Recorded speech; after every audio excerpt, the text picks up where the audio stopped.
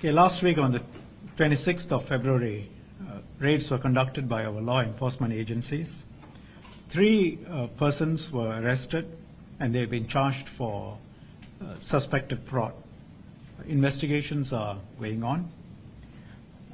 There are potential offences under Section 424B of the Penal Code, and that offence is potentially punishable with imprisonment up to 20 years or a fine or both.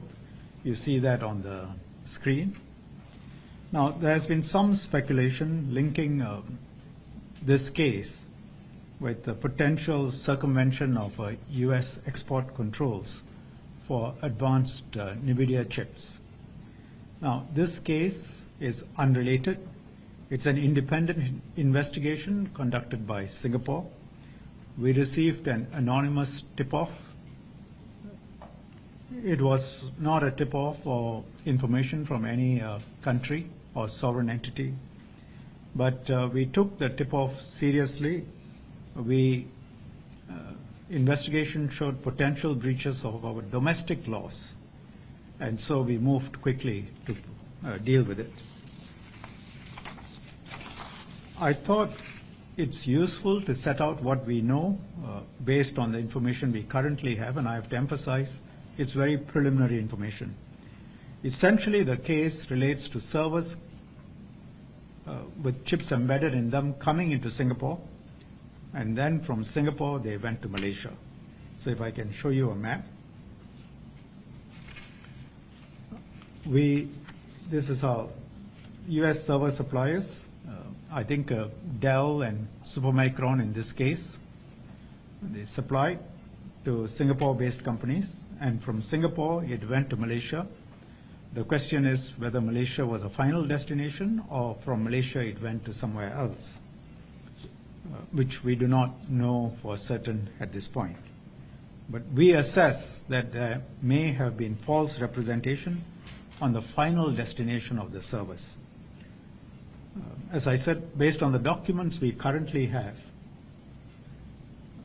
the servers were supplied by Dell and Supermicro. But the servers may have been intended for some other country, even though from Singapore they went to Malaysia.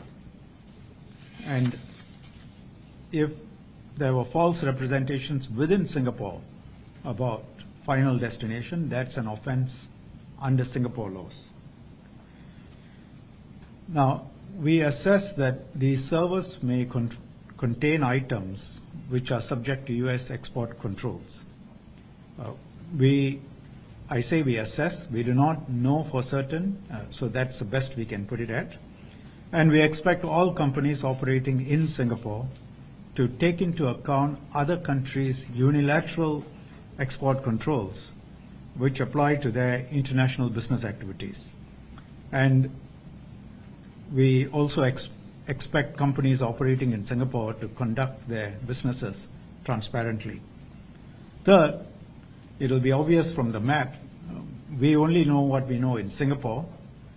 We have no visibility beyond our borders, and therefore we have asked both the US and Malaysia for more information so as to assist in our investigations. The US, because the supplying companies are linked to the US, we will need information and documents from the United States. Malaysia, because the servers went there.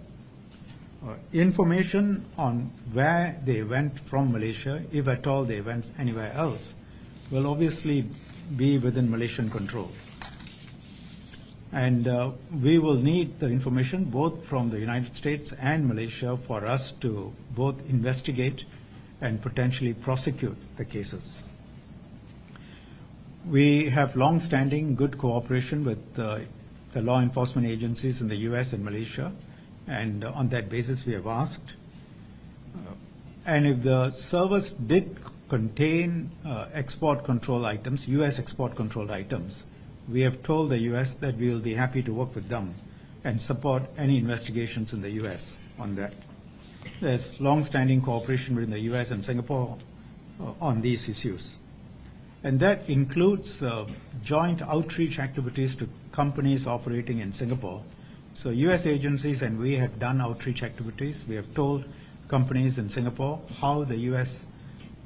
Rules, regulations, export controls may apply to their activities. And really, it is in our interest to protect the integrity of the business environment in Singapore and protect Singapore's reputation. The three individuals, as I said, we assess that they may have made fraudulent representations. We are in the midst of investigations. Whether the final charges stay in this shape or whether they are in a different form really depends on the information we get.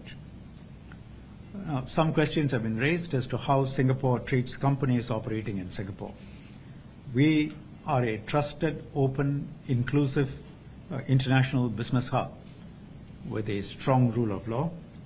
And we have companies here from all over the world, the US, China, Asia, Europe, everywhere.